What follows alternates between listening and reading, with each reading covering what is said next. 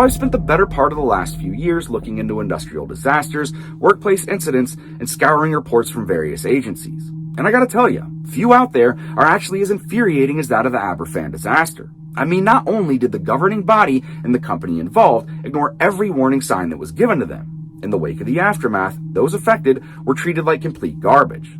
Honest and hardworking people whose lives were destroyed by the very system they helped create. This is not just a story about a disaster. It's a story of betrayal, it's a story of injustice, and everything in between. That being said, I promise you 3 things by the end of this video. 1. Even if you've heard this story before, you're going to learn something new about it today. 2. You're going to walk away with a much better understanding of how bad it actually was. But more importantly, number 3. Some of the things you're going to hear in this video may make you feel uncomfortable. The outcome of this incident is tragic in every way. But I promise you, I'm going to handle it with the utmost of care. Let's get started. Before its name became synonymous with tragedy, Aberfan was a small, close-knit village tucked away in a picturesque valley of South Wales. During the beginnings of the Industrial Revolution, its very existence was to support the ever-growing need for coal. And for generations, the men of this village went down in the mines below, bringing back fuel that powered the entire nation. In doing so, it built their homes, their families, and their entire way of life. That being said, all that coal money came with a constant and permanent threat to the village itself. A sprawling landscape of these humongous man-made mountains containing coal waste. They call them tips. Essentially, it contained byproducts from producing coal. The material would just be discarded any location seen fit by the companies themselves at the time. Regardless, there were 7 of these tips in total. Together, they amassed an estimated 2.7 million cubic yards of material. To put this into perspective, that's about 75,000 full dump trucks, enough to fill the entire Great Pyramid of Giza. To put it quite frankly, this was a staggering unnatural weight perched high on the mountainside above their village. The most pressing concern, however, was that of old tip number 7. Not 1, not 2, but 90 Olympic-sized swimming pools growing daily with the mine's waste. It had been placed directly behind the junior school, roughly 500 meters up on the hillside. For the people of Aberfan, these piles were all a part of the scenery, just as normal as the rolling green hills they had replaced all the many years ago. But tip number 7 was a different monster altogether. It was an ever-present threat, just waiting for the right conditions to finally give way. Okay, so I'm sure by now that most of you realize that a tragedy isn't always a sudden thing. Sometimes they occur in slow motion where every single warning sign is completely ignored. And the Aberfan disaster is one such case. You see, the first of many issues with tip number 7 was its very foundation. It had been built directly over a set of natural springs. The issue with this is that those natural springs never allowed the initial base layer to dry out, making it a soggy and unstable foundation from the very beginning. But it wasn't just a matter of what lay underneath, it was also a matter of what was inside. It had been mixed with an estimated 30,000 cubic yards of a material known as tailings. This is a fine-grained waste that, when saturated with water, loses all of its internal structure and begins flowing like quicksand. Imagine you're looking at a pitch-black mountain. It's barren, it's caving in multiple areas, and there is a black quicksand just constantly oozing out of the bottom. This, in turn, is causing multiple sections up top to begin to give way. Now, the instability of these tips was a widely known problem. There had already been a significant avalanche on tip number 4 back in 1944. Another occurred on tip number 7 itself in 1963. As a matter of fact, the people of Aberfan had expressed their concerns about this very disaster several times in the past, but no one ever listened. This brings us to the next of several issues that played a critical role in this disaster. You see, Aberfan had been built at the foot of a valley. Anytime it rained, which was more often than not, the village was constantly having issues with their drainage system. The runoff, especially from the waste piles, left an oily sand-like deposit throughout the streets. That sediment often found its way into their drain channels. The act of clearing them out had become a routine task for village maintenance. Furthermore, if we look to the west of the village, up on this hillside, there are all these natural springs that are constantly sending water back towards the village. In an effort to combat this, they had essentially built a moat just outside of the village wall. This was basically their main line of defense against major flooding. With that in mind, Aberfan had experienced severe flooding on at least 11 occasions between 1952 and 1965. Each and every one of those instances ultimately reaffirming their worst fears. Multiple cave-ins, sediment throughout the streets, and severe clogging to their drain channels.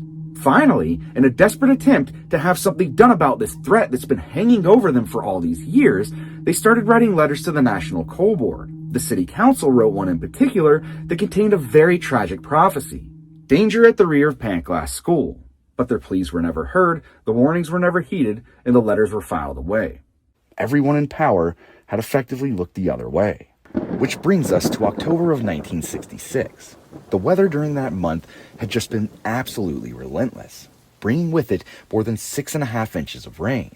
That initial base layer of number 7, already saturated from the springs below, was now a swollen sponge oozing with toxic gumbo.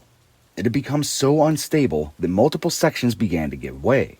At roughly 7:30 in the morning on October 21st, 1966, the workers noticed that the tip had sunken in on itself an additional 10 feet. They pretty much knew at this point that something was about to happen. In an effort to ring up management, a worker by the name of David Jones walked on over to the phone box, their one and only source of communication with the village down below. But the cable had been ripped out. They had had several issues in the past with villagers stealing it for its copper. Regardless, he made his way back to the offices in order to notify his superiors. Management, unaware of how bad this actually was, simply had the men move their equipment further away from the pile. All the while, multiple areas have caved in, sprawled out, and tailings are now oozing out of the bottom. The stage had officially been set for disaster. As the workers watched, the silence of the morning was shattered. A low rumble, initially mistaken for an approaching train, began to grow.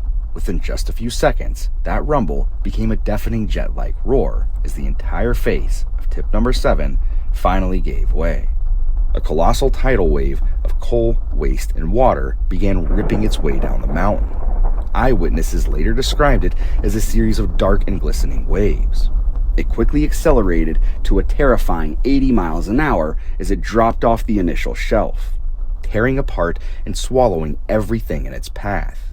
Although it did lose speed on the way down, it did make quick work of 2 cottages that lay on the hillside, its first victims. Most sources widely agree that it hit at about 21 miles an hour. At precisely 9:15 a.m., as the children were starting their first lesson, this wave slammed directly into the school, leaving it buried in over 40 feet of toxic sludge. To make matters worse, as the avalanche descended, it took out not 1 but 2 active water mains. This in turn began injecting even more water into the already saturated material. The horrifying reality of this is that for anyone trapped near the surface who did survive the initial impact, their hope for survival was met with the cold hard reality that they were slowly sinking deeper and deeper into the void. Fathers, sons, brothers, and miners, still covered in the coal dust from the morning shift, began clawing away at the slop with their bare hands. They weren't just looking for survivors, they were looking for their very own children. Initial rescue efforts made by the police, fire department, and other local agencies within the village did make a little bit of headway, taking dozens of students to various hospitals in the surrounding area. The frantic calls for help, however, that could be heard in droves in the beginning, had all but died out by about 11 a.m. Among the last to be pulled out alive was a student by the name of Jeff Edwards. He had been trapped for over an hour, hearing the cries of his friends beneath him slowly fade into silence.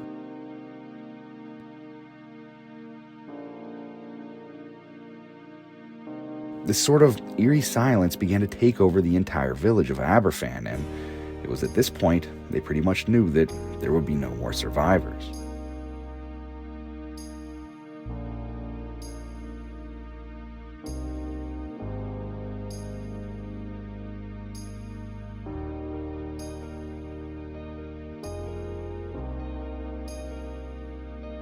The recovery process was a completely different story in and of itself. Village officials were not able to get there to shut off the water until about 11:30 a.m., a half an hour after the final rescue. That entire time, the mass continued to sprawl out through the streets, creating even more problems and additional injuries. Some so bad, 2 additional men would pass away due to the stress of the recovery efforts on their bodies. But even in the midst of this horrible tragedy, Nancy Williams, the meal clerk, saw the black wave coming and she didn't run. As a matter of fact, she shielded 5 children with her body. Her self-sacrifice was so immediate, she was found to be still clutching a 1-pound note in her hand, meaning that this occurred directly in the middle of a transaction. Just a few rooms over, the headmaster, Babe Bennon, in an astonishing yet futile act of heroism, ripped the blackboard clean off of the wall and attempted to shield a few of his students. It all happened so fast that they didn't have time to make any sort of plan. These actions were purely instinctual in a desperate attempt to protect the children that they so dearly loved. Breathe. I understand that what you guys just saw and heard was very tragic, and you may be feeling some type of way. But I truly felt like it was important for anybody that clicked on this video to feel what these people were feeling, to understand why what happened next is just so messed up. A little over 24 hours after impact, there was a report that painted Lord Robins, as well as the National Coal Board, in a completely damning light. It spoke of the ignored safety concerns, their callousness, as well as their refusal to accept any accountability whatsoever. So in an effort to save his own skin, this is what he did. He sat down and wrote up a bogus letter of resignation, read it out to the public, then made sure behind closed doors that the government was going to reject that resignation. He even helped them write back the rejection letter to his own resignation. And this is where things begin to get so much worse. 36 hours after impact, as parents are still grieving their losses, people are still being pulled out of the rubble, Lord Robins rolls into town and immediately deflects blame. He tells them, look, there's no question that what just happened here was tragic beyond belief, and we're truly sorry that this has happened, but we now know why this has happened. Turns out tip number 7 was built on top of a natural spring that no one even knew existed. The geographical makeup of an area that y'all have chosen to live in has failed you. And these people were pissed because this wasn't some sort of secret. The workers knew it, the villagers knew it, and as the investigation unfolded, they would find multiple maps in possession of the NCB showing this exact discrepancy dating all the way back to 1872. Mind you, the incident occurred in 1966. Meanwhile, back in the streets, the recovery process came to a close roughly 1 week after the time of impact. The deceased had been taken to a makeshift mortuary that had been set up outside the village chapel. And one by one, parents were admitted inside to try and identify their loved ones, many of whom would have to be shown nearly every victim multiple times just to be able to do so. The damage was so catastrophic and so severe that it had robbed them of their very identities. The NCB had the gall to offer these people £50 per life lost. When met with immediate backlash, the coal board had an internal memo sent out that stated, I quote, "These parents are trying to hardcore capitalize on the tragedies of their very own children," insinuating that it was unethical for these parents to respond with anything other than a thank you. It wasn't until they received widespread national pushback that that amount was increased to 500.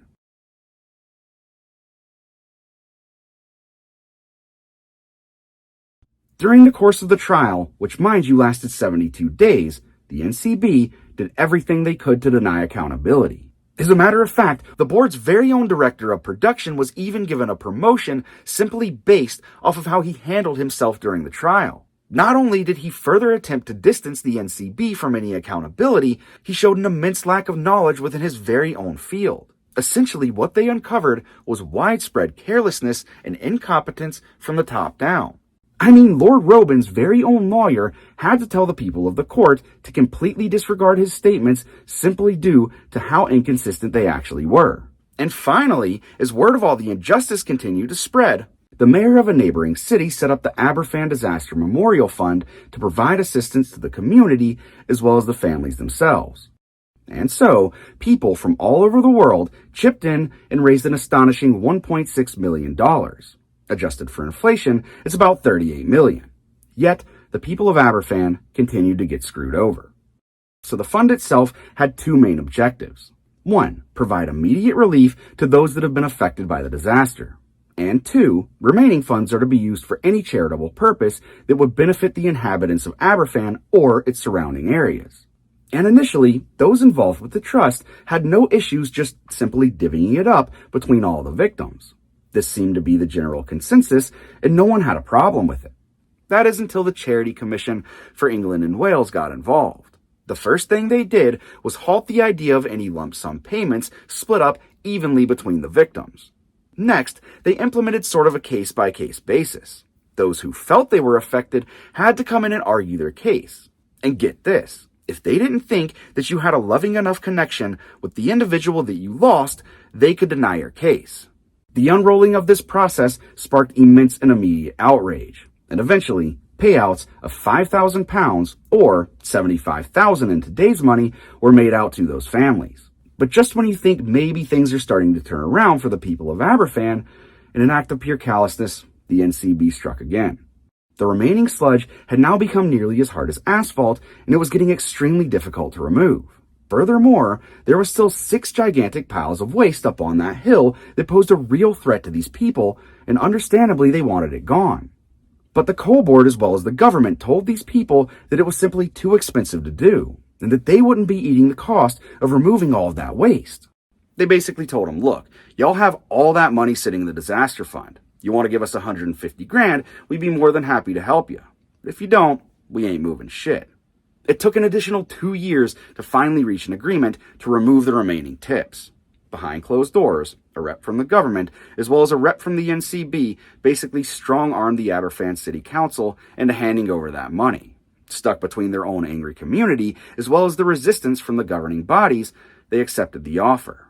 All in all, it would take 7 years of constant round-the-clock work to remove the remaining piles. You know, Queen Elizabeth II was once asked what her biggest regret was. Her response was quite simple: not visiting the people of Aberfan sooner than she did. This has been the Aftermath Archives. We will see you on the next one.